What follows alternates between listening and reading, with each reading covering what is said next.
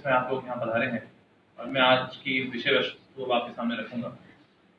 जब एक परिवार में, एक राजनीतिक परिवार में राजनीतिक कार्यकर्ताओं की संख्या बढ़ जाती है और उसके अंदर भी विचारधारा जब अलग हो जाती है तो उस परिवार में राजनीतिक मतभेद होना आम बात है, कोई बड़ी बात नहीं है।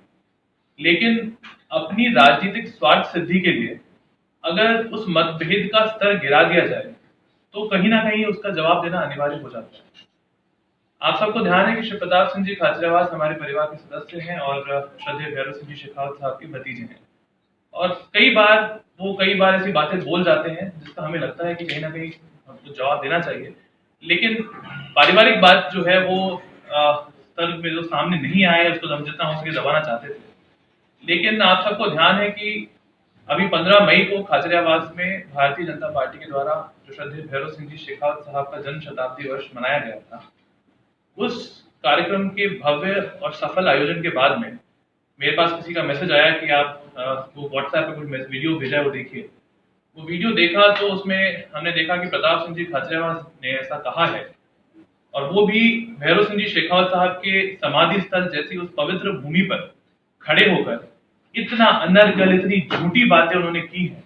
वो देख के मुझे ऐसा लगा कि आप लोगों के बीच में एक हमारे परिवार की तरफ से और पार्टी की तरफ से भी कहीं हद तक कुछ बातें आपके सामने लाना अब जरूरी है। बात मैं बिल्कुल खुलेआम कहता हूं कि समाधि स्थल का श्रेय किसी को जाता है तो मुख्यमंत्री अशोक गहलोत जी को जाता है। उसमें कई लोगों ने सकारात्मक और नकारात्मक भूमिका उस समय निभाई थी, और इतना कह सकता हूं कि जब मुख्यमंत्री जी की हमारी बातचीत हुई, हमने उन्हें 2-3 स्थान सजेस्ट करे, उन्होंने वापस फोन करके कहा कि जो तुमने स्थान बताए हैं वो भैरव सिंह जी के उपयुक्त नहीं है। मैंने जेडीसी को कहा है भैरव सिंह जी के उपयुक्त स्थान देकर और वहां पे लैंड अलॉट की जाएगी। तो मैं ये नहीं कहूंगा कि श्रेय मेरा है, मैं ऐसा नहीं कहता, लेकिन उसमें कई लोगों ने सकारात्मक भूमिका निभाई, कई लोगों ने नकारात्मक भूमिका निभाई।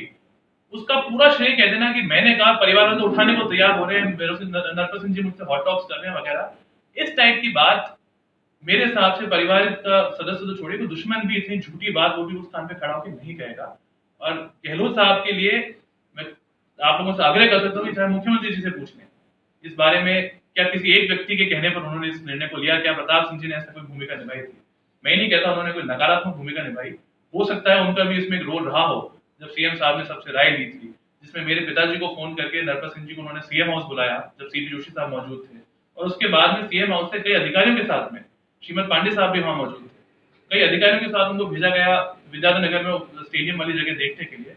उसके बाद वो जगह फाइनल हुई थी। उसका श्रेय लेना या किसी एक ये कहना कि परिवार को वहां ले जाना चाहता है, मैंने उन पर उपकार कर दिया, ये बहुत एक ऊंची बात है। इस तरह की बातें उन्हें नहीं करनी चाहिए।